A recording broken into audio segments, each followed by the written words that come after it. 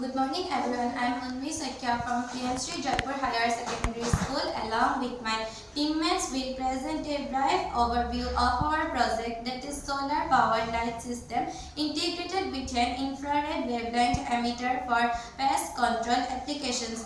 This system operates by utilizing photovoltaic solar panels to convert solar radiation into electrical energy, which is stored in rechargeable batteries for nighttime operation. The stored energy powers infrared emitters that generate radiation in the infrared spectrums, typically between 700 nanometers and 1 millimeters.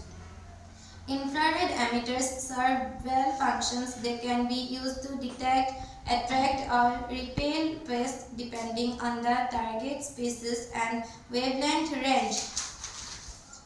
Unlike chemical pest control methods, this system is non-toxic, energy efficient, and environmentally sustainable. In conclusion, the integration of solar power with infrared technology offers a smart, renewable, and automated solution for effective pest management, aligning with modern sustainable agricultural practice.